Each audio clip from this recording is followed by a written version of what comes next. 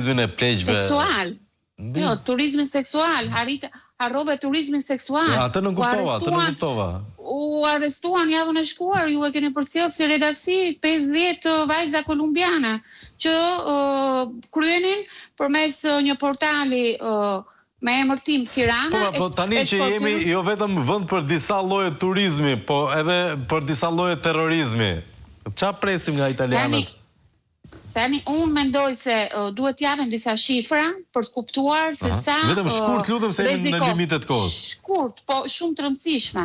Pasi sa do të qëndrojnë këto emigrant në këto qendra që do zhdurohen në qendra dhjetësimi në Shqipëri. Sa është koha e qëndrimit, afati i qëndrimit të tyre. Normativa aktuale europiane detyron të qëndrojnë aty të paktën 18 muaj. Pra 18 muaj ata mund të qëndrojnë në territorin shqiptar.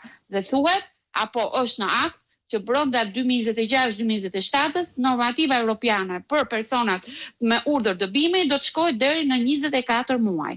Por të japë disa cifra të tjera sa i aft o i pa aft ka qenë sistemi i azilkërkimit apo shteti italian për të riardhësuar këta persona. Pasi në Itali në 2024 janë rreth 30.000 emigrant apo azilkërkues që kanë marrë urdhër dëbimi dhe Italia ka mundur të dëbojë vetëm 5.400 prej tyre. Saktësisht 5.400. Dhe ka disa të dhëna të tjera të përcjella po nga Ministria e Brendshme, që cilat janë po të rëndësishme për kuptuar rrezikshmërinë. Në 2024 janë mbi 822.000 shtetas të cilët janë arrestuar apo denoncuar në Itali, nga këta 1/3, rreth 34.7% janë emigrant ilegal.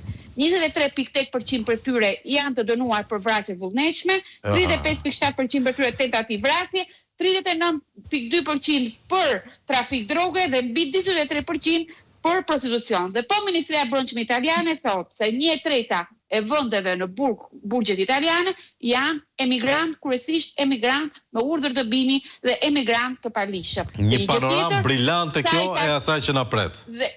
Dhe sa i takon rendi dhe sigurisë në Itali, sipas statistikave po zyrtare të Ministrisë së Brendshme, vjen rreth 50 herë më shumë siguria dhe rendi publik në Itali vjet në kërcënimin dhe në riskun e sidomos të emigrantëve që kanë marrë urdhër dëbimi apo janë me sketë penale. Po ashtu kemi edhe një dhënë të tjetër, e ka thënë vetëm pak javë më parë, Giuseppe Valditara, është ministri i arsimit, që ka thënë që rritja e dhunës seksuale, sidomos në ambientin, aktualitetin italian, është bërë për shkak se është shtuar numri emigrantëve të cilët kanë marrë urdhër dëbimi që qëndrojnë në Itali pa leje të rregullt qëndrimi. Pra janë shifra.